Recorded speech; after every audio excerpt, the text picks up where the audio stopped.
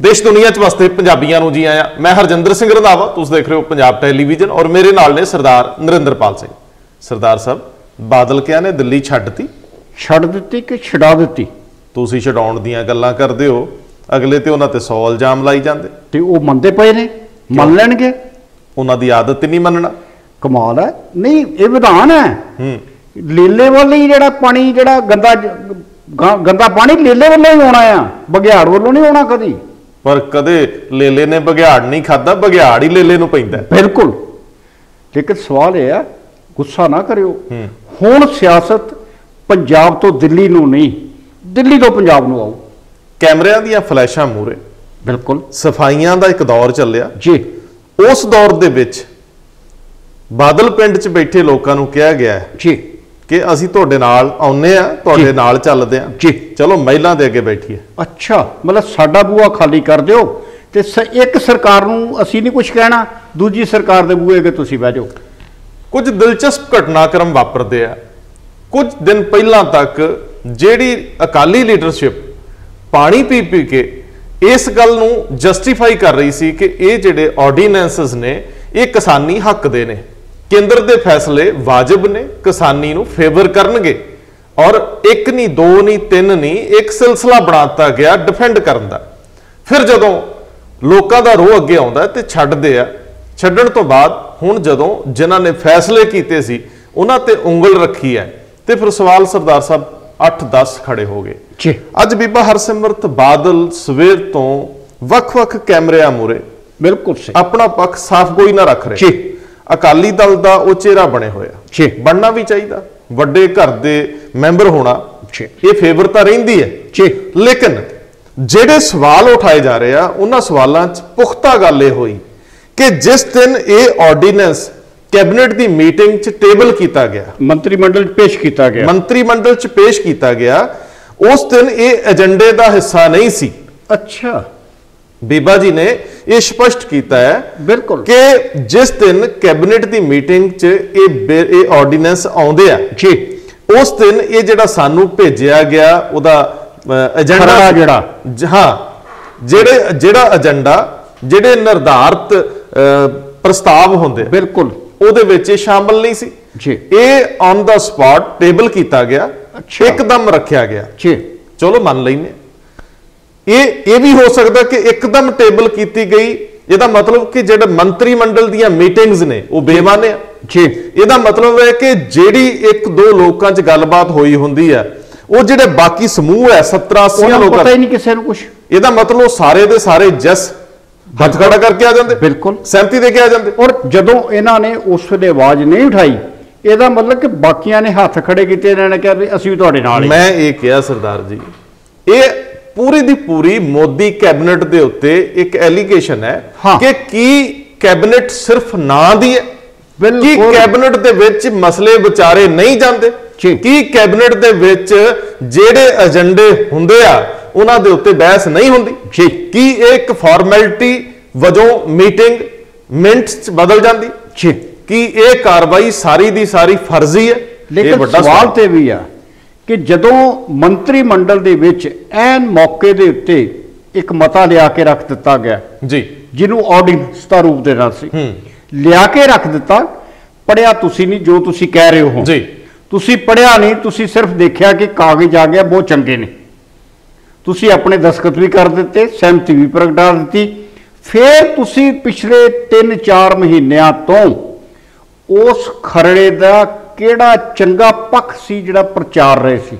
नहीं, मैं सरदार जी थोड़ा जिहा होर अगे जाना है कि सब तो पहला मोदी सरकार जां उन्हां दा कोई तर्जमान हाँ। ये स्थिति स्पष्ट करने का यत्न करूगा कि जदों ये प्रस्ताव ये मद कैबिनेट दे विचार गोचरे आउंदी है हाँ, उस वेले इहदे उत्ते की गलबात हुई कि बीबा हरसिमरत बादल नूं उस वेले कोई इतराज सी कि उन्होंने ये इतराज प्रगट किया? जे नहीं फिर ये ऑर्डीनेंस जिहड़ा बाद दे विच हुण बिल बन गया जी, उस वेले तक किसी अधिकारी वालों किसी कैबिनेट सैकटरी वालों ਕਿਸੇ ਮੰਤਰੀ ਐਗਰੀਕਲਚਰ ਵੱਲੋਂ ਜਾਂ ਫੂਡ ਪ੍ਰੋਸੈਸਿੰਗ ਵਾਲਿਆਂ ਵੱਲੋਂ ਜਿਹੜੇ ਰਾਮ ਵਿਲਾਸ ਪਾਸਵਾਨ ਵੀ ਕੀ ਕਿਸੇ ਨੇ ਪੂਰੀ ਕੈਬਨਿਟ ਦੇ ਵਿੱਚ ਇਹਦੇ ਤੇ ਪਾਵਰ ਪੁਆਇੰਟ ਪ੍ਰੈਜੈਂਟੇਸ਼ਨ ਜਾਂ ਇਹਦੇ ਉੱਤੇ ਕੋਈ ਪ੍ਰਸਤਾਵ ਪ੍ਰੋਪਰ ਦਿੱਤਾ, ਐਕਸਪਲੇਨੇਸ਼ਨ ਦਿੱਤੀ ਇਹ ਹੈ ਕਿ ਜੇ ਨਹੀਂ ਦਿੱਤੀ ਇਹਦਾ ਮਤਲਬ ਹੈ ਕਿ ਮੰਤਰੀ ਮੰਡਲ ਨੂੰ ਵੀ ਹਨੇਰੇ 'ਚ ਰੱਖਿਆ ਗਿਆ। ਜਿਵੇਂ ਬੀਬਾ ਜੀ ਕਹਿ ਰਹੇ, ਇਹ ਉਹਨਾਂ ਨੂੰ ਸਾਫ਼ ਕਰਨਾ ਚਾਹੀਦਾ ਕਿ ਬੀਬਾ ਜੀ ਦੇ ਅਨੁਸਾਰ ਇਸ ਮੱਦ ਨੂੰ ਐਜ ਇਟ ਇਜ਼ ਪ੍ਰਵਾਨ ਕਰ ਲਿਆ ਤੇ ਆਰਡੀਨੈਂਸ ਬਣ ਗਿਆ ਜੀ। ਲੇਕਿਨ ਇਹਦੇ ਨਾਲ ਇੱਕ ਸਵਾਲ ਹੋਰ ਵੀ ਹੋਇਆ ਕਿ ਜਦੋਂ ਬੀਬਾ ਜੀ ਨੇ ਸਹੁੰ ਚੁੱਕੀ ਮੰਤਰੀ ਮੰਡਲ ਦੀ, ਮੰਤਰੀ ਵਜੋਂ ਸਹੁੰ ਚੁੱਕੀ, ਉਸ ਦਿਨ ਉਹਨਾਂ ਕਿਹਾ ਸੀ ਕਿ ਜੋ ਵੀ ਕੋਈ ਦਸਤਾਵੇਜ਼ ਮੇਰੇ ਧਿਆਨ ਵਿੱਚ ਬਤੌਰ ਮੰਤਰੀ ਲਿਆਂਦਾ ਜਾਵੇਗਾ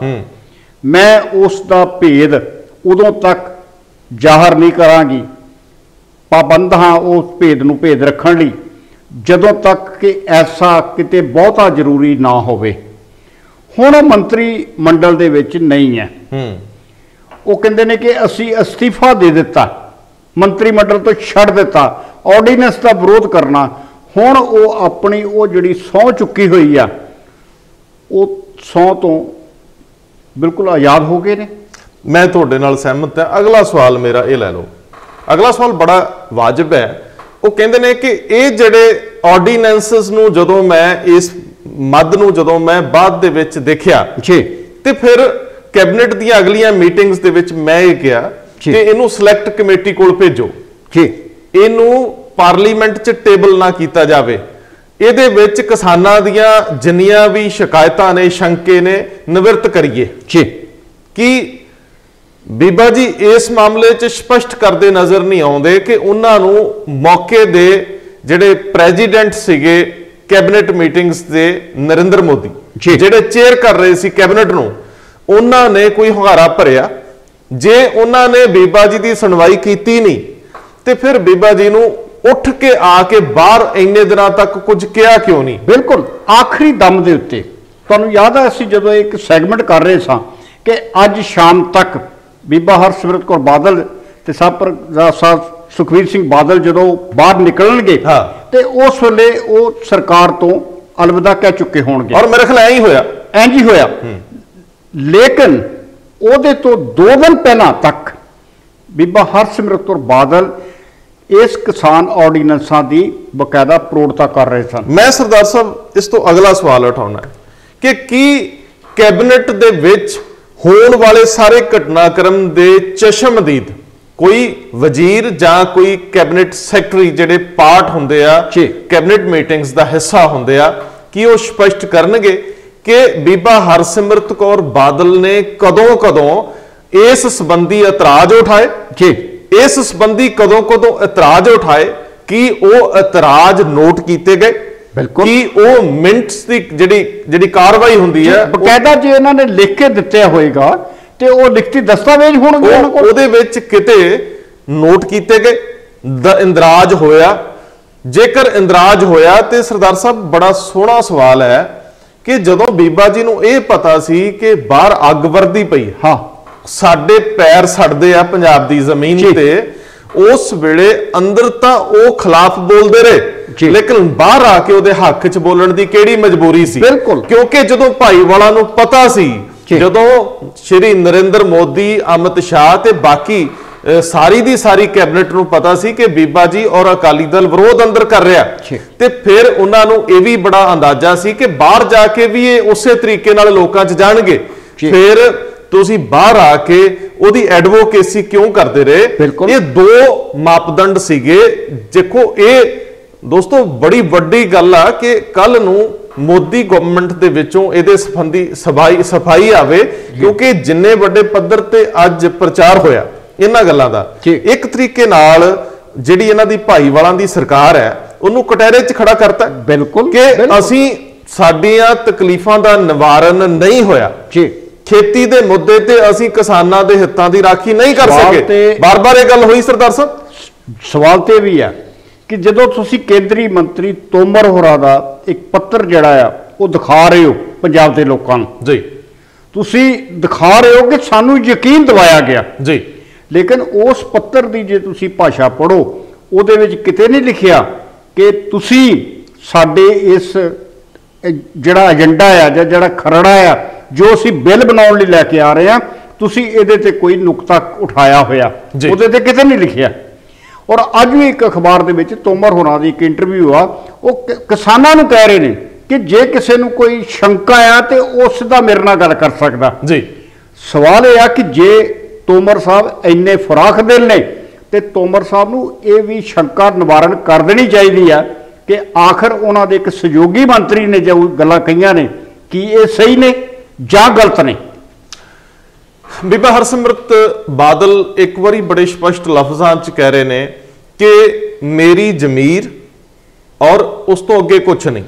ਦੂਜਾ ਸਵਾਲ ਉਹ ਕਰਦੇ ਆ ਕਿ ਸਭ ਨੂੰ ਪਤਾ ਹੈ ਜਦੋਂ ਮੈਂ ਫੈਸਲਾ ਲੈ ਲਵਾਂ ਉਸ ਤੋਂ ਅੱਗੇ ਜਾਣ ਦਾ ਮਤਲਬ ਨਹੀਂ ਹੁੰਦਾ, ਮੇਰੀ ਪਾਰਟੀ ਨੂੰ ਵੀ ਪਤਾ ਜੀ ਕਿ ਇਸ ਸਾਰੇ ਜੋ ਕੁਝ ਵਾਪਰਦਾ ਹੈ, ਹਾਂ ਲੋਕਾਂ ਦੀ ਯਾਦਾਸ਼ਤ ਤੁਹਾਡੇ ਨਜ਼ਰੇ ਕਮਜ਼ੋਰ ਹੋਊਗੀ, ਲੇਕਿਨ ਜੋ ਘਟਨਾਕ੍ਰਮ ਵਾਪਰਦਾ ਹੈ ਇਹਦੇ ਵਿੱਚ ਤੁਸੀਂ ਲਗਾਤਾਰ ਬਿੱਲ ਪਾਸ ਹੋਣ ਤੋਂ ਇੱਕ ਦਿਨ ਪਹਿਲਾਂ ਤੱਕ ਜੀ ਇਹਨਾਂ ਬਿੱਲਾਂ ਦੇ ਇਹਨਾਂ ਆਰਡੀਨੈਂਸਸ ਦੇ ਹੱਕ ਵਿੱਚ ਖੜੇ ਨਜ਼ਰ ਆ ਰਹੇ ਸੀ। ਬਿਲਕੁਲ ਠੀਕ ਹੈ। ਲੇਕਿਨ ਅੱਜ ਉਸ ਬਿੱਲ ਦੇ ਪਾਸ ਹੋਣ ਤੋਂ ਇੱਕ ਦਿਨ ਬਾਅਦ ਤੁਸੀਂ ਉਹਦੇ ਘੋਰ ਵਿਰੋਧੀ ਹੋ ਜਾਂਦੇ ਹੋ ਜੀ। ਕਦੇ ਸਪਸ਼ਟ ਕਰੋਗੇ ਕਿ ਜਦੋਂ ਤੁਸੀਂ ਐਡਵੋਕੇਸੀ ਕਰ ਰਹੇ ਸੀ ਉਹਦੇ ਚ ਕਿਹੜੇ ਪੱਖਾਂ ਦੀ ਕਰ ਰਹੇ ਸੀ ਜੀ, ਤੇ ਅੱਜ ਜੇ ਤੁਸੀਂ ਵਿਰੋਧ ਕਰ ਰਹੇ ਹੋ ਤੇ ਕਿਹੜੇ ਪੱਖਾਂ ਦਾ ਕਰ ਰਹੇ ਹੋ। ਬਿਲਕੁਲ। ਔਰ ਤੀਜੀ ਗੱਲ ਕਿ ਜਦੋਂ ਇੱਕ ਅੱਜ ਸਰਦਾਰ ਸੁਖਪਾਲ ਸਿੰਘ ਖਹਿਰਾ ਇੱਕ ਵੀਡੀਓ ਜਾਰੀ ਕਰਦੇ ਆ, ਇੱਕ ਮਾਝੇ ਦੇ ਵੱਡੇ ਅਕਾਲੀ ਆਗੂ ਆ, ਮੇਰੇ ਨਾਲ ਕੱਲ ਵੀ ਸ਼ਾਮ ਨੂੰ ਸੰਪਰਕ ਕਰਦੇ ਆ, ਅੱਜ ਵੀ ਉਹਨਾਂ ਨਾਲ ਗੱਲਬਾਤ ਹੁੰਦੀ ਹੈ ਜੀ। ਇੱਕ ਹੀ ਸਵਾਲ ਬਾਰ-ਬਾਰ ਸੀ ਕਿ ਆਖਰ ਬੀਜੇਪੀ ਪੰਜਾਬ ਵਿੱਚ ਆਪਣੀ ਜ਼ਮੀਨ ਕਿਵੇਂ ਬਚਾਊਗੀ। ਦੇਖੋ ਗੱਲ ਇਹ ਆ, ਇੱਕ ਸਵਾਲ ਬੜਾ ਵੱਡਾ ਹੈ ਜੀ, ਜੀ, ਸਰਦਾਰ ਸਾਹਿਬ, ਮੈਂ ਜਿਹੜਾ ਨੁਕਤਾ ਉਠਾਉਣ ਲੱਗਿਆ ਤੁਸੀਂ ਜ਼ਰਾ ਧਿਆਨ ਨਾਲ ਸੁਣਿਓ ਕਿਉਂਕਿ ਤੁਸੀਂ ਇਹਦੇ ਤੇ ਚੰਗਾ ਪੱਖ ਦੇ ਸਕਦੇ ਹੋ ਕਿ ਆਖਰ ਬੀਜੇਪੀ ਪੰਜਾਬ ਵਿੱਚ ਆਪਣੀ ਜ਼ਮੀਨ ਕਿਵੇਂ ਸੰਭੂਗੀ ਜੀ, ਜਦੋਂ ਕਿ ਉਹਨਾਂ ਦੇ ਖਿਲਾਫ, ਮੋਦੀ ਸਰਕਾਰ ਦੇ ਖਿਲਾਫ ਪੰਜਾਬ ਦੇ ਕਿਸਾਨਾਂ 'ਚ ਬਹੁਤ ਵੱਡਾ ਰੋਸ ਹੈ ਜੀ। ਕੀ ਇਸ ਵੇਲੇ ਬੀਜੇਪੀ ਪੰਜਾਬ ਨੂੰ ਪੂਰੀ ਤਰ੍ਹਾਂ ਨਜ਼ਰਅੰਦਾਜ਼ ਕਰ ਚੁੱਕੀ ਹੈ, ਛੱਡ ਚੁੱਕੀ ਹੈ? ਉਹਨਾਂ ਨੂੰ ਲੱਗਦਾ ਹੈ ਕਿ 2022 ਦੇ ਵਿੱਚ ਪੰਜਾਬ ਦੇ ਵਿੱਚ ਅਸੀਂ ਕੁਝ ਹਾਸਲ ਨਹੀਂ ਕਰਨਾ। ਜੀ। ਸੁਖਪਾਲ ਸਿੰਘ ਖਹਿਰਾ ਔਰ ਇੱਕ ਵੱਡੇ ਜਰਨਲਿਸਟ ਹੋਰ ਇਹ ਦੋ ਨੁਕਤੇ ਉਠਾ ਰਹੇ ਕਿ ਜੇਕਰ ਬੀਜੇਪੀ ਸੁਹਿਰਦ ਸੀ, ਜੀ, ਜੇਕਰ ਬੀਜੇਪੀ ਪੰਜਾਬ ਦੇ ਵਿੱਚੋਂ ਐਡਾ ਵੱਡਾ ਵਿਰੋਧ ਹੋ ਰਿਹਾ, ਅੱਜ ਅਕਾਲੀ ਦਲ ਬਹੁਤ ਸਾਫ਼ ਲਫ਼ਜ਼ਾਂ ਦੇ ਵਿੱਚ ਬੀਜੇਪੀ ਨਾਲੋਂ ਦੂਰੀ ਬਣਾ ਗਿਆ ਜੀ। ਇਸ ਮੁੱਦੇ ਦੇ ਉੱਤੇ ਅਜੇ ਸਿਰਫ ਓਪਰੇ ਮਨ ਰੱਖਣ ਲਈ ਕਿਹਾ ਜਾ ਰਿਹਾ ਕਿ ਗੱਠਜੋੜ ਕਾਇਮ ਆ ਦੋਵਾਂ ਧਿਰਾਂ ਵੱਲੋਂ, ਬਾਕੀ ਸਭ ਕੁਝ ਹੋ ਗਿਆ ਜੋ ਹੋਣਾ ਹੁੰਦਾ ਤੋੜ ਵਿਛੇੜ ਵੇਲੇ। ਕੀ ਹਰਸਿਮਰਤ ਕੌਰ ਬਾਦਲ ਜਦੋਂ ਇਹ ਸਟੈਂਡ ਲੈ ਰਹੇ ਹੋਣਗੇ ਤੇ ਬੀਜੇਪੀ ਦੇ ਅੰਦਰ ਕਿਤੇ ਇਹ ਵੀ ਗੱਲ ਚੱਲ ਰਹੀ ਹੈ ਕਿ ਇਸ ਬਿੱਲ ਨੂੰ ਪੰਜਾਬ ਤੇ ਹਰਿਆਣਾ ਜਿੱਥੋਂ ਬਹੁਤ ਵਿਰੋਧ ਆ ਰਿਹਾ ਉਹਨਾਂ ਦੋਨਾਂ ਨੂੰ ਵੱਖ ਰੱਖ ਲਿਆ ਜਾਵੇ? ਭਾਰਤੀ ਸੰਵਿਧਾਨ ਇਸ ਗੱਲ ਦੀ ਇਜਾਜ਼ਤ ਦਿੰਦਾ ਹੈ ਬਿਲਕੁਲ ਕਿ ਕੁਝ ਰਾਜਾਂ ਨੂੰ ਵੱਖਰੇ ਅਧਿਕਾਰ ਦੇ ਦਿਓ, ਛੋਟ ਦੇ ਦਿੱਤੀ ਜਾਂਦੀ ਕੁਝ। ਤੀਜਾ ਸਵਾਲ ਕਿ ਜਿਸ ਤਰੀਕੇ ਨਾਲ ਪਹਾੜੀ ਸੂਬਿਆਂ ਨੂੰ ਇੰਡਸਟਰੀ ਲਾਉਣ ਦੇ ਵਿੱਚ ਟੈਕਸ ਛੋਟਾਂ ਨੇ 25% ਤੱਕ, ਮੈਨੂੰ ਜਲੰਧਰ ਤੋਂ ਗੁਰਚਰਨ ਸਿੰਘ ਚੰਨੀ ਦੱਸਦੇ ਸੀ ਇੱਕ ਦਿਨ ਕਿ 20 ਤੋਂ 25% ਤੱਕ ਰਾਹਤ ਮਿਲਦੀ ਆ ਜਿਹੜਾ ਸਾਡੇ ਗਵਾਂਢੀ ਸੂਬਿਆਂ 'ਚ ਇੰਡਸਟਰੀ ਉਹਨਾਂ ਨੂੰ। ਜੇਕਰ ਸਾਡੇ ਗਵਾਂਢੀ ਸੂਬੇ ਇੰਡਸਟਰੀ 'ਚ ਰਾਹਤ ਲੈ ਸਕਦੇ ਆ ਤੇ ਕਿਸਾਨੀ 'ਚ ਇਹਨਾਂ ਬਿੱਲਾਂ ਦੇ ਮਾਮਲੇ 'ਚ ਪੰਜਾਬ ਨੂੰ ਬਾਹਰ ਰੱਖਿਆ ਜਾ ਸਕਦਾ ਕਿਉਂ ਨਹੀਂ ਲੈ ਸਕਦਾ? ਜੇਕਰ ਬੀਜੇਪੀ ਨੂੰ ਔਰ ਨਰਿੰਦਰ ਮੋਦੀ ਨੂੰ ਕੱਲ ਨੂੰ ਇੰਜ ਲੱਗਦਾ ਹੈ ਕਿ ਪੂਰੇ ਦੇ ਪੂਰੇ ਦੇਸ਼ ਵਿੱਚ ਇਹ ਅੱਗ ਫੈਲ ਰਹੀ ਆ, ਇਹਦੇ ਆਰਡੀਨੈਂਸਸ ਤੋਂ ਬਿੱਲ ਬਣੇ ਜਿਹੜੇ ਐਕਟ ਨੇ ਇਹਨਾਂ ਦੇ ਵਿੱਚ ਸਭ ਤੋਂ ਵੱਧ ਨੁਕਸਾਨ ਪੰਜਾਬ ਔਰ ਹਰਿਆਣਾ ਦੇ ਕਿਸਾਨਾਂ ਦਾ ਹੁੰਦਾ। ਐਮਐਸਪੀ ਦੇ ਮਸਲੇ ਇੱਥੇ ਜ਼ਿਆਦਾ ਨੇ ਤੇ ਜੇਕਰ ਉਹ ਕਿਤੇ ਅਗਲੀ ਸੈਸ਼ਨ ਦੇ ਵਿੱਚ ਜਾਂ ਉਹ ਰਾਜ ਸਭਾ ਦੇ ਵਿੱਚ ਇਹਨੂੰ ਹੋਲਡ ਕਰ ਲੈਂਦੇ ਆ ਜਾਂ ਇਹਨੂੰ ਮੰਨ ਲਓ ਪਾਸ ਹੋਣ ਤੋਂ ਬਾਅਦ ਵੀ ਅਮੈਂਡਮੈਂਟ ਲਈ ਲੈ ਆਉਂਦੇ ਆ ਔਰ ਇਹ ਦੋਵੇਂ ਸੂਬੇ ਬਾਹਰ ਰੱਖ ਲਏ ਜਾਂਦੇ ਆ, ਐਸੀ ਸਥਿਤੀ ਦੇ ਵਿੱਚ ਅਕਾਲੀ ਦਲ ਦੇ ਸਾਹਮਣੇ ਕੀ ਰਸਤੇ ਰਹਿਣਗੇ? ਸਰਦਾਰ ਸਾਹਿਬ, ਇਹ ਵੱਡਾ ਸਵਾਲ ਹੈ ਕਿ ਬੀਜੇਪੀ ਇਸ ਘੱਟ ਗਿਣਤੀ ਸਟੇਟ, ਸਿੱਖ ਸਟੇਟ ਘੱਟ ਗਿਣਤੀ ਇੱਕ ਕੌਮ ਦੇ ਮਾਮਲੇ 'ਚ ਜੇ ਫੈਸਲਾ ਲੈਣ ਤੇ ਆ ਗਈ, ਚਿਹਰਾ ਸਾਫ਼ ਸਫਾਫ ਰੱਖਣ ਲਈ ਕਿਸਾਨੀ ਮਾਮਲਿਆਂ ਦੇ ਵਿੱਚ ਇਹਨੂੰ ਕੁਝ ਰਾਹਤ ਮਿਲ ਜਾਂਦੀ, ਮੰਨ ਲਓ ਜਿਹਦੀ ਆਸ ਕਰਨੀ ਬਣਦੀ। ਬੜਾ ਸਾਫ਼ ਹੈ। ਇੱਕ ਛੋਟੀ ਜਿਹੀ ਉਦਾਹਰਣ ਹੈ ਜੀ ਕਿ ਕਹਿੰਦੇ ਕਿ ਕਿਰਾਏਦਾਰ ਦੀ ਕੀ ਹੈਸੀਅਤ ਹੁੰਦੀ ਹੈ। ਜਦੋਂ ਸਮਾਨ ਹੀ ਚੁੱਕ ਲਿਆ ਜੀ ਤੇ ਫਿਰ ਮਾਲਕ ਨਾਲ ਝਗੜਾ ਵੀ ਕੀ ਰਹਿ ਗਿਆ। ਬਿਲਕੁਲ। ਮਾਲਕ ਦੀ ਮਰਜ਼ੀ ਆ, ਨਵਾਂ ਕਿਰਾਏਦਾਰ ਰੱਖ ਲਵੇ। ਹੁਣ ਹਾਂ, ਕੁਦਰਤੀ ਹੈ। ਅਜੇ ਤੱਕ ਜੋ ਪੰਜਾਬ ਦੇ ਵਿੱਚ ਹੋਇਆ ਜੀ, ਕਦੇ ਭਾਜਪਾ ਨੇ ਉਹਦੇ ਬਾਰੇ, ਹਾਲਾਂਕਿ ਅਕਾਲੀ ਭਾਜਪਾ ਗੜਚੋੜ ਦੀ ਸਰਕਾਰ ਰਹੀ 10 ਸਾਲ, ਕਦੇ ਬੀਜੇਪੀ ਨੇ ਅਕਾਲੀ ਦਲ ਦੇ ਉੱਤੇ ਜੋ ਦੋਸ਼ ਲੱਗੇ, ਕਦੇ ਉਹਨਾਂ ਨੇ ਕਦੀ ਇਹ ਮੰਨਿਆ ਸੀ ਕਿ ਅਸੀਂ ਵੀ ਨਾਲ ਆ, ਸਾਡੀ ਵੀ ਬਰਾਬਰ ਦੇ ਦੋਸ਼ੀ ਆ, ਸਾਡੀ ਵੀ ਕੋਈ ਗਲਤੀ ਹੈ? ਕਿਉਂ ਮੰਨਣ? ਸਿਆਸਤ ਕਿਉਂ ਜ਼ਿੰਮੇਵਾਰ ਨਹੀਂ ਸਨ? ਨਹੀਂ, ਸਿਆਸਤ ਤਾਂ ਉਹ ਮੰਨਣ ਕਿਉਂ? ਹੁਣ ਵੀ ਤਾਂ ਗੱਲ ਇਹ ਆ, ਸਿਰਫ ਇੰਨਾ ਕਿ ਉਸ ਵੇਲੇ ਕਦੇ ਅਕਾਲੀ ਦਲ ਨੇ ਵੀ ਨਹੀਂ ਇਹ ਕਹਿਣ ਦਾ ਜੁਰਤ ਕੀਤਾ ਕਿ ਅਸੀਂ ਇਕੱਲੇ ਥੋੜੋ ਕਰਦੇ ਹਾਂ, ਭਾਜਪਾ ਵੀ ਸਾਡੇ ਨਾਲ ਆ। ਉਹ ਸਰਦਾਰ ਜੀ ਦੇਖੋ, ਹੁਣ ਸਵਾਲ ਇਹੋ ਹੀ ਰਹਿ ਜਾਂਦਾ ਕਿ ਉਹ ਕਰ ਸਕਦੇ ਨੇ, ਜਿਨ੍ਹਾਂ ਦੇ ਕੋਲ ਸੱਤਾ ਆ, ਜਿਨ੍ਹਾਂ ਦੇ ਕੋਲ ਤਾਕਤ ਆ, ਉਹ ਜ਼ਰੂਰ ਕਰਨਗੇ। ਉਹਨਾਂ ਦੇ ਲਈ ਇਕੱਲਾ ਅਕਾਲੀ ਦਲ ਨਹੀਂ ਹੈ, ਉਹਨਾਂ ਦੇ ਕੋਲ ਬਾਕੀ ਹੋਰ ਕੁਝ ਬਹੁਤ ਖੁੱਲ੍ਹਾ ਹੋਇਆ। ਇਸ ਵੇਲੇ ਤੁਹਾਡੇ ਕੋਲ ਕਿੰਨੀਆਂ ਪੰਜਾਬ ਦੇ ਵਿੱਚ ਜਿਹੜੇ ਗਰੁੱਪ ਜਿਹੜੇ ਨੇ ਸਾਹਮਣੇ ਆ ਰਹੇ ਨੇ। ਸਰਦਾਰ ਸਾਹਿਬ, ਕੱਲ ਇਹਨਾਂ ਨੇ ਛੱਡੇ ਆ ਜੀ, ਕੱਲ ਇਹਨਾਂ ਨੇ ਬੀਜੇਪੀ ਵਾਲੇ ਛੱਡੇ ਆ, ਬਿਲਕੁਲ, ਤੇ ਕੱਲ ਨੂੰ ਉਹ ਇਹਨਾਂ ਨੂੰ ਛੱਡ ਦੇਣਗੇ। ਗੱਲ ਤੇ ਫਿਰ ਉੱਥੇ ਆ ਗਈ ਜੀ। ਰਾਤ ਭਾਜਪਾ ਦੇ ਜਿਹੜੇ ਸੂਬਾਈ ਪ੍ਰਧਾਨ ਨੇ ਅਸ਼ਵਨੀ ਸ਼ਰਮਾ, ਉਹਨਾਂ ਦੀ ਇੱਕ ਇੰਟਰਵਿਊ ਆ ਰਹੀ ਸੀ ਜੀ। ਪੱਤਰਕਾਰ ਨੇ ਬਾਰ-ਬਾਰ ਪੁੱਛਿਆ ਕਿ ਤੁਸੀਂ ਜਾ ਰਹੇ ਹੋ ਪੰਜਾਬ 'ਚ? ਉਹ ਕਹਿੰਦੇ ਜੀ ਬਤੌਰ ਭਾਜਪਾ ਸੂਬਾਈ ਪ੍ਰਧਾਨ ਮੇਰਾ ਇਹ ਫਰਜ਼ ਹੈ ਕਿ ਮੈਂ ਭਾਜਪਾ ਨੂੰ ਮਜ਼ਬੂਤ ਕਰਨ ਲਈ ਹਰ ਹਲਕੇ ਵਿੱਚ ਜਾਵਾਂ, ਹਰ ਜਮਾਤ ਕੋਲ ਜਾਵਾਂ ਜੀ, ਔਰ ਹਰ ਵਰਗ ਦੇ ਕੋਲ ਜਾਵਾਂ। ਪੱਤਰਕਾਰ ਦਾ ਸਵਾਲ ਸੀ ਕਿ 117 ਹਲਕਿਆਂ 'ਚ ਜਾ ਰਹੇ ਹੋ, ਕਹਿੰਦੇ ਤੁਸੀਂ ਕਿਸ ਤਰ੍ਹਾਂ ਦੀ ਗੱਲ ਕਰ ਰਹੇ ਹੋ ਜੀ? ਅਸੀਂ ਮੇਰਾ ਜੁਮਾ ਹੀ ਇਹ ਹੋਆ ਜੀ। ਇਹਦਾ ਮਤਲਬ ਉਹ ਸਾਫ਼ ਕਹਿ ਰਹੇ ਨੇ। ਉਸ ਤੋਂ ਪਹਿਲਾਂ ਮਾਸਟਰ ਮੋਹਨ ਲਾਲ ਹੋਰੀ ਤੁਹਾਡੇ ਸਾਹਮਣੇ ਨੇ, ਬਿਲਕੁਲ, ਉਹਨਾਂ ਨੇ ਕਿੰਨੀ ਵਾਰੀ ਕਿਹਾ, ਜਦੋਂ ਤੁਸੀਂ ਹੁਣ ਮਨ ਬਣਾ ਰਹੇ ਹੋ, ਮਾਫ ਕਰਨਾ, ਇਹ ਹੁਣ ਮਨ ਬਣਾ ਰਹੇ ਨੇ। ਭਾਜਪਾ 2017 ਵਿੱਚ ਕਹਿ ਗਈ ਹੈ ਕਿ ਸੁਖਬੀਰ ਦੀ ਲੀਡਰਸ਼ਿਪ ਥੱਲੇ ਸਾਨੂੰ ਨੁਕਸਾਨ ਹੋਇਆ। 2019 ਤੁਹਾਡੇ ਸਾਹਮਣੇ ਆ ਜੀ, ਤੇ ਹੁਣ ਉਹਨਾਂ ਨੂੰ ਗਾਹ ਦਿਸਦਾ ਨਹੀਂ। ਅਗਾਂਹ ਨਗਰ ਕੌਂਸਲ ਆਉਣੀਆਂ ਨੇ, ਕਾਰਪੋਰੇਸ਼ਨਾਂ ਦੀਆਂ ਚੋਣਾਂ ਆਉਣੀਆਂ ਨੇ, ਅਗਲਿਆਂ ਨੇ ਜੇ ਸੂਬੇ ਨੂੰ ਆਪਣਾ ਬਣਾਉਣਾ ਆ, ਦੇਖੋ ਇੱਕੋ ਸੂਬਾ ਰਹਿ ਗਿਆ ਹੁਣ ਸਰਹੱਦ ਦਾ, ਜਿਹੜਾ ਉਹਨਾਂ ਕੋਲ ਨਹੀਂ ਹੈ ਜੀ, ਬਿਲਕੁਲ। ਜੇ ਉਹਨਾਂ ਸੂਬੇ ਨੂੰ ਆਪਣਾ ਬਣਾਉਣਾ ਆ ਤੇ ਉਹਨਾਂ ਦੇ ਕੋਲ ਇਹਨਾਂ ਨਾਲੋਂ ਜ਼ਿਆਦਾ ਰਾਹ ਖੁੱਲੇ ਨੇ। ਕੁਦਰਤੀ ਹੈ ਜੀ। ਦੇਖੋ, ਸੈਂਟਰ ਗਵਰਨਮੈਂਟ ਹੈ, ਸੈਂਟਰ ਗਵਰਨਮੈਂਟ ਕੋਲੇ ਅਥਾਹ ਸਰਮਾਇਆ, ਬਿਲਕੁਲ। ਉਹਨਾਂ ਦੇ ਫੈਸਲੇ ਹੁਣ ਕਹਾ ਸ਼੍ਰੀ ਗੁਰੂ ਤੇਗ ਬਹਾਦਰ ਸਾਹਿਬ ਦਾ ਜੀ ਇੱਕ ਦਿਨ ਆ ਰਿਹਾ ਵੱਡਾ, ਔਰ ਸ਼ਤਾਬਦੀ ਸਮਾਗਮ ਨੇ। ਬਿਲਕੁਲ, ਸ਼ਤਾਬਦੀ ਸਮਾਗਮਾਂ ਦੇ ਵਿੱਚ ਉਹਨਾਂ ਨੂੰ ਫੈਸਲੇ ਲੈਣੇ ਚਾਹੀਦੇ ਆ ਜੀ। ਗੁਰੂ ਸਾਹਿਬਾਨ ਨੇ ਇਸ ਦੇਸ਼ ਲਈ ਬੜਾ ਕੁਝ ਕੀਤਾ, ਇਹਨਾਂ ਦੂਜੇ ਧਰਮਾਂ ਲਈ ਬੜਾ ਕੁਝ ਕੀਤਾ ਜੀ। ਸੋ ਬੜੇ ਸਾਰੇ ਰਾਹ ਹੁੰਦੇ ਆ ਕੇਂਦਰ ਕੋ। ਸਭ ਤੋਂ ਪਹਿਲੀ ਗੱਲ ਤੇ ਮੈਨੂੰ ਇਸ ਗੱਲ 'ਚ ਵਜਨ ਲੱਗਦਾ ਹੈ ਕਿ ਬੀਜੇਪੀ ਤੁਰੰਤ ਪ੍ਰਭਾਵ ਨਾਲ ਪੰਜਾਬ 'ਚ ਲੱਗੀ ਅੱਗ ਨੂੰ ਬੁਝਾਉਣ ਲਈ ਪੰਜਾਬ ਦੇ ਵਿੱਚ ਇਸ ਬਿੱਲ ਨੂੰ ਪਾਸੇ ਕਰ ਦੇਵੇ। ਪੰਜਾਬ ਨੂੰ, ਪੰਜਾਬ ਦੇ ਕਿਸਾਨਾਂ ਨੂੰ ਬਿੱਲ ਤੋਂ ਪਾਸੇ ਰੱਖ ਲਿਆ ਜਾਵੇ। ਇੱਕ ਸਟੇਟ ਨੂੰ ਵੱਖਰੇ ਅਧਿਕਾਰ ਦੇਣ 'ਚ ਕੋਈ ਫਰਕ ਨਹੀਂ ਪੈਂਦਾ। ਬਿਲਕੁਲ। ਬਾਕੀ ਦੇਸ਼ ਦੇ ਵਿੱਚ ਤੁਸੀਂ ਪੂਰੇ ਤਜਰਬੇ ਕਰੋ। ਇੱਕ ਸਿਆਣੇ ਜਰਨਲਿਸਟ ਨੇ ਜੀ, ਉਹਨਾਂ ਨੇ ਮੈਨੂੰ ਇਹ ਗੱਲ ਕਹੀ ਤੇ ਮੈਨੂੰ ਗੱਲ 'ਚ ਬੜਾ ਵਜਨ ਲੱਗਿਆ। ਕਹਿੰਦੇ ਜੀ ਇਹ ਸਾਰੇ ਤੁਸੀਂ ਕਈ ਤਾਂ ਜਾਣਦੇ ਹੋ ਕਿ ਇਹ ਆਰਡੀਨੈਂਸ, ਇਹ ਬਿੱਲ, ਇਹ ਕਿਸਾਨ ਵਿਰੋਧੀ, ਇਹ ਸਾਰਾ ਜੀ ਜੀ ਜੀ ਜੀ ਇਹ ਆਏ ਕਿਉਂ ਆ? ਬੀਜੇਪੀ ਦੀ ਲੋੜ ਕੀ ਬਣ ਗਈ ਜੀ? ਆਖਰ ਇੰਨੇ ਉੱਤਰੀ ਭਾਰਤ ਵਿੱਚ ਵਿਰੋਧ ਨੇ, ਇਹ ਕਿਉਂ ਨੇ? ਆਖਰ ਜੇਕਰ ਇਹ ਆਏ ਨੇ ਬਿੱਲ ਤੇ ਇਹਦੇ ਪਿੱਛੇ ਕੋਈ ਪਿੱਠ ਭੂਮੀ ਹੋਊਗੀ, ਆਧਾਰ ਹੋਊਗਾ ਜੀ। ਮੈਂ ਪੁੱਛਿਆ ਕੀ ਹੈ?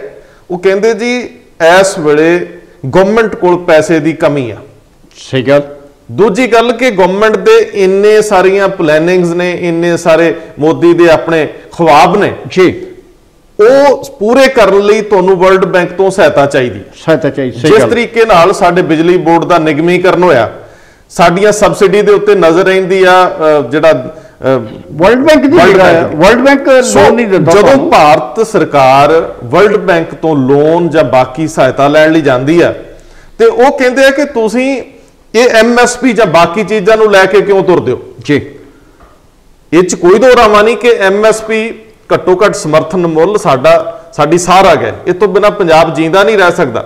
ਲੇਕਿਨ ਜਿਹੜੀ ਇੱਕ ਕਾਮਨ ਗੱਲ ਮੈਂ ਕਰ ਰਿਹਾ ਜੀ ਜੀ ਕਿ ਵਰਲਡ ਬੈਂਕ ਨੇ ਇਹ ਅੱਗੇ ਢੋਚਰ ਢਾਤੀ ਕਿ ਤੁਸੀਂ ਇਹ ਬੇਮਤਲਬ ਦੇ ਕੰਮ ਕਿਉਂ ਕਰ ਰਹੇ ਹੋ। ਮੈਂ ਤੁਹਾਡੀ ਇਹ ਗੱਲ ਤਸਦੀਕ ਕਰਦਾ ਕਿ 1997-98 ਦੇ ਵਿੱਚ ਜੀ ਪੰਜਾਬ ਸਰਕਾਰ ਵੱਲੋਂ ਸਾਹਿਬ ਮਨਜੀਤ ਸਿੰਘ ਕਲਕੱਤਾ ਮੰਤਰੀ ਵਜੋਂ ਅਮਰੀਕਾ ਗਏ, ਵਰਲਡ ਬੈਂਕ ਵਾਲਿਆਂ ਨਾਲ ਗੱਲ ਕਰ ਲਈ ਜੀ। ਉਸ ਵੇਲੇ ਕੋਈ ਪੰਜਾਬ ਨੂੰ ਸੀਵਰੇਜ ਦਾ ਕੋਈ ਮਿਲਣਾ ਸੀ। ਜੀ ਵਰਲਡ ਬੈਂਕ ਦਾ ਸਵਾਲ ਸੀ ਕਿ ਤੁਸੀਂ ਜਿਹੜਾ ਅਸੀਂ ਤੁਹਾਨੂੰ ਕਰਜ਼ਾ ਦੇ ਰਹੇ ਹਾਂ ਵਾਪਸ ਕਿੱਦਾਂ ਦੋਗੇ। ਉਹ ਕਹਿੰਦੇ ਜੀ ਕਿ ਸਾਡਾ, ਕਹਿੰਦੇ ਨਹੀਂ ਤੁਸੀਂ ਹਰ ਚੀਜ਼ ਤੇ ਫ੍ਰੀ ਕਰੀ ਜਾ ਰਹੇ ਹੋ। ਬਿਲਕੁਲ, ਤੁਹਾਡੇ ਦੇ ਚੁੰਗੀ ਵੀ ਫ੍ਰੀ ਹੈ, ਤੁਹਾਡੇ ਦੇ ਪਾਣੀ ਵੀ ਫ੍ਰੀ ਹੈ, ਤੇ ਤੁਸੀਂ ਸਾਡਾ ਪੈਸਾ ਕਿੱਥੋਂ ਵਾਪਸ ਦੋਗੇ? ਤੁਹਾਡੀ ਆਮਦਨ ਨਹੀਂ ਹੈਗੀ। ਸੋ ਸਰਦਾਰ ਸਾਹਿਬ ਇਹੀ ਮਸਲਾ ਕਿ ਜਦੋਂ ਤੁਸੀਂ ਇਸ ਤਰ੍ਹਾਂ ਦੀਆਂ ਮੁਸ਼ਕਲਾਂ 'ਚ ਘਿਰਦੇ ਹੋ ਜੀ, ਜਿਸ ਤਰੀਕੇ ਨਾਲ ਪੰਜਾਬ ਗਵਰਨਮੈਂਟ ਜਿਹੜਾ ਇਹਨਾਂ ਦਾ ਡੈਫਿਸਿਟ ਆ ਜਾਂ ਜਿਹੜੇ ਇਹਨਾਂ ਦੇ ਘਾਟੇ ਵਾਧੇ ਆ, ਬਜਟ ਦੀਆਂ ਸਮੱਸਿਆਵਾਂ ਨੇ ਜੀ, ਇਹਨੂੰ ਵੱਖ-ਵੱਖ ਤਰ੍ਹਾਂ ਦੇ ਲੋਨ ਲੈਣੇ ਪੈਂਦੇ। ਸਹੀ ਗੱਲ। ਲੇਕਿਨ ਜਿਹਨੇ ਲੋਨ ਦੇਣਾ ਉਹ ਸ਼ਰਤਾਂ ਵੀ ਆਪਣੀਆਂ ਰੱਖਦਾ। ਜੀ, ਜਦੋਂ ਤੁਸੀਂ ਘਰ ਲਈ ਲੋਨ ਲੈਣ ਜਾਂਦੇ ਹੋ, ਕੇਂਦਰ ਸਰਕਾਰ ਨੇ ਸ਼ਰਤਾਂ ਦੇ ਲੋਨ ਦੀਆਂ ਸ਼ਰਤਾਂ ਵਧਾਤੀਆਂ ਸੀ ਐਤਕੀ। ਉਹ ਕਹਿੰਦੇ ਜੇ ਤੁਸੀਂ ਖੇਤੀ ਸਬਸਿਡੀ ਹੋਰ ਤਰਕਸੰਗਤ ਕਰੋ। ਸਹੀ ਗੱਲ। ਸਰਦਾਰ ਸਾਹਿਬ ਜਦੋਂ ਮੋਦੀ ਗਵਰਨਮੈਂਟ ਨੂੰ ਕੋਈ ਇਹੋ ਜਿਹੇ ਸਮਝੌਤੇ ਕਰਨੇ ਪਏ ਜੀ ਵਰਲਡ ਬੈਂਕ ਦੇ ਸਾਹਮਣੇ, ਹਾਂ, ਲੇਕਿਨ ਉਹ ਸਮਝੌਤੇ ਅਗਾਂਹ ਲਾਗੂ ਕਰਨੇ ਪੈਣੇ ਨੇ। ਲੇਕਿਨ ਉਹਨਾਂ ਲਈ ਮੁਸ਼ਕਿਲ ਨਹੀਂਗਾ ਕਿ ਉਹ ਪੰਜਾਬ ਨੂੰ ਬਾਹਰ ਰੱਖ ਲੈਣ। ਸਹੀ ਗੱਲ। ਜੇ ਉਹ ਪੰਜਾਬ ਨੂੰ ਬਾਹਰ ਰੱਖ ਲੈਂਦੇ ਆ, ਜੇਕਰ ਇੰਜ ਹੁੰਦਾ, ਜਿਹਦੀ ਕਿ ਆਸ ਕਰਨੀ ਬਣਦੀ ਹੈ, ਸਾਨੂੰ ਮੰਗ ਕਰਨੀ ਬਣਦੀ ਹੈ, ਜਦੋਂ ਸੜਕ ਦੇ ਸਾਰੇ ਅੰਦੋਲਨ ਸਫਲ ਨਾ ਹੁੰਦੇ ਦਿਸਦੇ ਹੋਣ, ਤੇ ਫਿਰ ਸਿਰਾਂ ਵਾਲੇ ਅੰਦੋਲਨ ਵੀ ਛੇੜ ਲੈਣੇ ਚਾਹੀਦੇ। ਇਹ ਵੀ ਖਿਆਲ ਰੱਖਣਾ ਚਾਹੀਏ, ਇਹ ਵੀ ਖਿਆਲ ਰੱਖਣਾ ਪਏਗਾ ਕਿ ਕਿਸੇ ਟਾਈਮ ਲਾਲ ਕ੍ਰਿਸ਼ਨ ਅਡਵਾਨੀ ਭਾਜਪਾ ਦੇ ਥੰਮ ਸਨ। ਉਹਨਾਂ ਨੇ ਸਿਰਫ 2014 ਦੇ ਵਿੱਚ ਇੱਕ ਵੈਸੇ ਹੀ ਕਿਤੇ ਸਹਿਜ ਸੁਭਾਈ ਕਹਿਤਾ ਸੀ ਕਿ ਦੇਸ਼ ਦੇ ਵਿੱਚ ਹਾਲਾਤ ਜਿਹੜੇ ਨੇ ਐਮਰਜੈਂਸੀ ਵਾਲੇ ਵਰਗੇ ਨੇ। ਲੇਕਿਨ ਹਾਲਾਤ ਅਖੀਰ ਲੋਕਾਂ ਨੇ ਦੇਖਿਆ ਕਿ ਜਿਸ ਲਾਲ ਕ੍ਰਿਸ਼ਨ ਅਡਵਾਨੀ ਦੇ ਪੈਰਾਂ ਤੇ ਕਦੇ ਨਰਿੰਦਰ ਮੋਦੀ ਮੱਥਾ ਟੇਕਦੇ ਸਨ, ਉਹ ਵੀ ਵਕਤ ਲੋਕਾਂ ਨੇ ਦੇਖਿਆ, ਵੀਡੀਓ ਸਾਹਮਣੇ ਆਈਆਂ ਕਿ ਲਾਲ ਕ੍ਰਿਸ਼ਨ ਅਡਵਾਨੀ ਹੱਥ ਜੋੜ ਕੇ ਖੜੇ ਨੇ ਤੇ ਮੋਦੀ ਸਾਹਿਬ ਲਾਗੋਂ ਨਿਕਲ ਜਾਂਦੇ ਨੇ। ਸਮਾਂ ਸਮਰੱਥ ਹੁੰਦਾ ਜੀ। ਦੇਖੋ, ਜਦੋਂ ਵੀ ਕਿਸੇ ਦਾ ਸਮਾਂ ਹੁੰਦਾ ਹੈ ਜੀ, ਮੋਦੀ ਦੇ ਫੈਸਲਿਆਂ ਨੂੰ ਤੁਸੀਂ ਕਿਸ ਵੀ ਨਜ਼ਰੀਏ ਨਾਲ ਦੇਖੋ, ਹਾਂ, ਲੇਕਿਨ ਸਾਨੂੰ ਸਭ ਤੋਂ ਵੱਡਾ ਮਸਲਾ ਪੰਜਾਬ ਦਾ ਹੈ। ਸਾਨੂੰ ਇਹ ਬਣਦਾ ਕਿ ਅਸੀਂ ਇਸ ਜਿਹੜੀ ਦੁਬਦਾ ਆ, ਇਹ ਜਿਹੜਾ ਸੰਕਟ ਆ, ਇਹਦੇ ਚੋਂ ਨਿਕਲਣਾ ਕਿਵੇਂ ਆ। ਅਸੀਂ ਸੜਕਾਂ ਤੇ ਕਿਸਾਨ ਬੈਠੇ ਨੇ, ਕਿਸਾਨਾਂ ਦੇ ਏਕੇ ਨੇ ਸਿਆਸਤਦਾਨਾਂ ਨੂੰ ਮਜਬੂਰ ਕਰ ਦਿੱਤਾ ਕਿ ਉਹਨਾਂ ਵੱਲ ਨਿਗਾਹ ਰੱਖੀ ਜਾਵੇ। ਮੈਂ ਇਹ ਕਹਿਣਾ ਦੋਸਤੋ, ਇਹ ਸਵਾਲ ਵੱਡਾ ਹੈ ਕਿ ਕੀ ਪੰਜਾਬ ਦੇ ਸਮੁੱਚੇ ਪੋਲੀਟੀਸ਼ੀਅਨ ਜਿਨ੍ਹਾਂ ਦੇ ਕੋਲ ਅਖਤਿਆਰਾਤ ਨੇ, ਖਾਸ ਤੌਰ ਤੇ ਮੈਂਬਰ ਪਾਰਲੀਮੈਂਟ, ਕਿ ਉਹ ਬਿਨਾਂ ਕਿਸੇ ਭੇਦਭਾਵ ਤੋਂ, ਪਾਰਟੀਬਾਜ਼ੀ ਤੋਂ ਉੱਪਰ ਉੱਠ ਕੇ ਜਿਸ ਦਿਨ ਰਾਜ ਸਭਾ ਦੇ ਵਿੱਚ ਇਹ VOTING ਹੈ, ਰਾਜ ਸਭਾ 'ਚ ਬਿੱਲ ਪੇਸ਼ ਹੋਣਾ ਹੈ, ਉਸ ਤੋਂ ਪਹਿਲਾਂ ਪ੍ਰਧਾਨ ਮੰਤਰੀ ਕੋਲ ਸਮਾਂ ਮੰਗ ਲੈਣ, ਜੇ ਨਹੀਂ ਦਿੰਦੇ ਤੇ ਉਹਨਾਂ ਦੇ ਰਾਹ 'ਚ ਬਹਿ ਜਾਣ, ਉਹਨਾਂ ਨੂੰ ਰਿਕਵੈਸਟ ਕਰਨ ਕਿ ਅਸੀਂ ਸਾਰੇ ਦੇ ਸਾਰੇ ਸੰਸਦ ਦੇ ਮੈਂਬਰ ਪੰਜਾਬ ਦੀ, ਔਰ ਖਾਸ ਤੌਰ ਤੇ ਹਰਿਆਣੇ ਵਾਲੇ ਵੀ ਨਾਲ ਲੈ ਲਓ, ਗਿਣਤੀ ਵੱਧ ਜਾਊਗੀ, ਉਹਨਾਂ ਨੂੰ ਕਹਿਣ ਕਿ ਸਾਡੇ ਖਿੱਤੇ ਮਰ ਜਾਣਗੇ, ਅਸੀਂ ਅੰਦੋਲਨ ਨਹੀਂ ਚਾਹੁੰਦੇ, ਬਿਲਕੁਲ ਅਸੀਂ ਤੁਹਾਡੀ ਫੇਵਰ ਚਾਹੁੰਦੇ ਆ।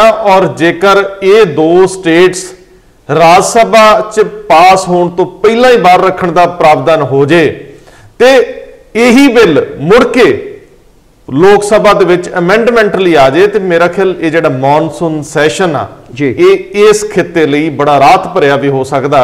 ਜਿਹੜਾ ਅੱਜ ਸੱਚਮੁੱਚ ਕਤਲਗਾਹ ਬਣੀ ਹੋਈ ਹੈ ਪਾਰਲੀਮੈਂਟ ਸਾਡੇ ਜਜ਼ਬਿਆਂ ਦੀ, ਜਿਹਦੇ ਉੱਤੇ ਵੱਖ-ਵੱਖ ਲੋਕਾਂ ਦੀ, ਵੱਖ-ਵੱਖ ਸਿਆਸਤਦਾਨਾਂ ਦੀ, ਵੱਖ-ਵੱਖ ਇੰਟੈਲੈਕਚੁਅਲਸ ਦੀ ਰਾਏ ਵੱਖੋ-ਵੱਖ ਹੈ, ਸਾਰੇ ਇੱਕ ਲਾਈਨ ਦੇ ਵਿੱਚ ਇਹਦੇ ਖਿਲਾਫ ਬੋਲ ਰਹੇ ਆ।